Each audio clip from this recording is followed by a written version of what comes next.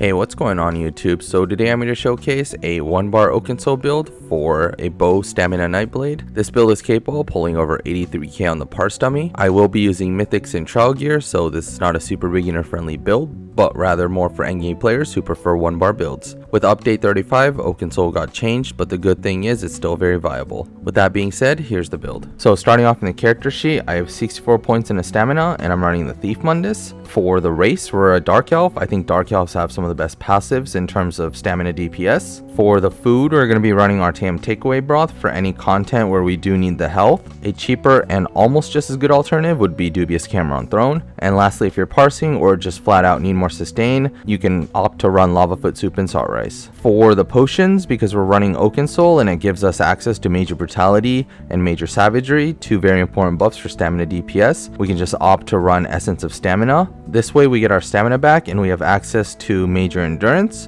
which is going to increase our stamina recovery. So for the blue CP, we're going to be running Exploiter. Swap this out for crit damage CP if you need it for content. Backstabber and Fighting Finesse are excellent options. Master at Arms, Deadly Aim, and Wrathful Strikes. For the red CP, Boundless Vitality, Fortified, Rejuvenation, and Bloody Renewal. So for the gear, we're going to be running 5 pieces of Pillar Nerd paired with 5 pieces of Reliquin, 1 piece Slime Crawl, and an Oakensoul Ring. So breaking down in the main hand, we have a Pillar Nerd bow and Precise with a flame damage enchant. For the head, we have 1 piece Slime Crawl in Light and Divines with a max stam enchant. For the body, we have 5 pieces of Reliquin, all traded in Divines with max stam enchants. And for 1 piece of the body, we have Pillar Nern. This is in Divines with a max stam enchant as well. And for the jewelry, we have 2 pieces of Pillar Nern, both traded in Bloodthirsty with weapon damage enchants. And lastly, the Oakensoul Ring, which is also Bloodthirsty with a weapon damage enchant. So for the skills, we're going to be running Merciless Resolve, Lethal Arrow, Twisting Path, Arrow Barrage, Poison Injection, and Shooting Star. So for the rotation, we're going to be activating our Merciless Resolve every time we hit 4 or 5 stacks, which will proc a Spectral Bow. Our spammable is going to be Lethal Arrow, and we're going to dynamically keep up Twisting Path, Arrow Barrage, and Poison Injection. And then whenever your ultimate Shooting Star is ready, you could just drop that whenever.